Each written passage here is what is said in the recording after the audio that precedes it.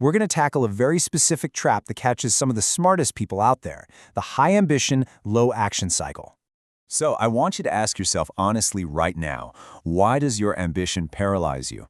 You probably have a mind that just stays constantly busy.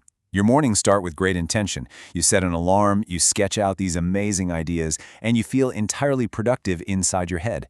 And yet, your actual environment doesn't change. You talk about your goals way more than you show results. Why is it that the bigger your dreams get, the harder it becomes to just sit down and do the work? Well, the answer lies in something called the quiet drift. This is basically the illusion that planning equals progress. You tell yourself, oh, researching matters, or that organizing your folders for the 10th time is a necessary step. But let's be real, this is a comfort trap. You're actually just avoiding the raw vulnerability and the discomfort of starting. Because starting, that feels messy, but planning feels incredibly safe. Ironically, your massive ambition itself becomes the exact brake pedal that stops you from moving forward. To see exactly what this looks like in practice, let's look at a pretty visceral example from our source material. Meet Alex. Alex has massive dreams and a really sharp mind. One day, he buys this highly recommended course on building an online business. He's super excited, fires it up, and completes about 12%. Then, life happens and he delays. The next month, he buys another course on productivity, completes 8%. Then another one on health. Fast forward 5 years, and Alex owns exactly 47 unfinished courses. His hard drive is literally a graveyard of good intentions. The thing is, Alex doesn't have an information problem, he's got an action problem. Knowledge without application absolutely becomes its own cage. And here's the really twisted part about this whole cycle. You aren't actually becoming lazier, you're becoming more ambitious. Your standards are rising, but your daily effort is staying low, so the gap between your grand vision and your daily reality just keeps widening, which makes the internal pressure grow and starting feels even more impossible. Let's move to our next section and see how this builds, the tale of two futures, comparing 5 years of comfort versus action. Let's trace that comfort timeline first. In year 1, it's just about intention and small delays. One skipped workout turns into 3. One ignored application becomes 10. No big deal, right? But by year 3, a major shift happens. It's not a collapse, it's normalization.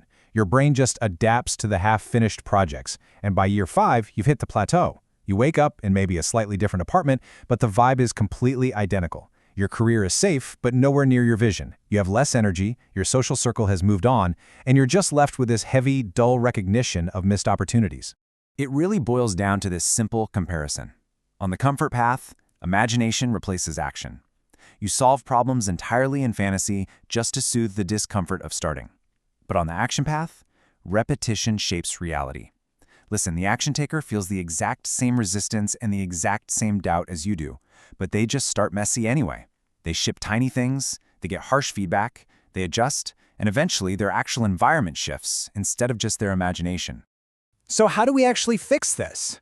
Let's get into the paradigm shift. So the absolutely crucial point here is this: motivation follows action, not the other way around. If you are sitting there waiting to feel hyped, if you're waiting for the perfect timing or that magical burst of energy to start, you're going to be waiting forever. The action-oriented version of you learns this vital secret. You do not need to feel motivated to take action. Actually taking the action is what generates the motivation to keep going. And that leads us straight to our solution, the imperfect action roadmap. Now, what's really interesting about this slide is that this roadmap, it's remarkably ugly, and that is the entire point. Step 1. When you wake up and feel that heavy pull to just scroll on your phone, you just open the document first. Step 2. You work for just 10 minutes, literally, just 10. Step 3. You ship tiny things, a post, a prototype, a single email. Step 4. You repeat it. It's not glamorous at all. The habit starts out incredibly ugly, but the discomfort of doing it becomes normal. And those tiny 10-minute blocks of imperfect action build visible, undeniable momentum over time. I really want this truth to sink in for a second. The gap between the version of you who is stuck right now and the version of you who actually succeeds isn't talent, it isn't luck, it's not even your baseline level of ambition. It is entirely about repetition. Your future is being shaped right now, today, not by the massive goals you write down in a notebook, but by what you actually do when the morning feels heavy, when the resistance hits, and when that perfect plan tempts you to just wait one more day. Which brings us to our final question, and something I want you to really think about. Which version of you becomes real tomorrow?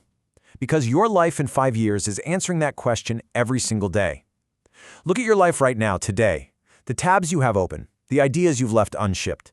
That is the raw material of your next 5 years. So are you going to repeat the comfortable delay that protects you from failure but also blocks you from growth? Or will you choose the uncomfortable, messy action starting right now? The choice, as always, is entirely yours.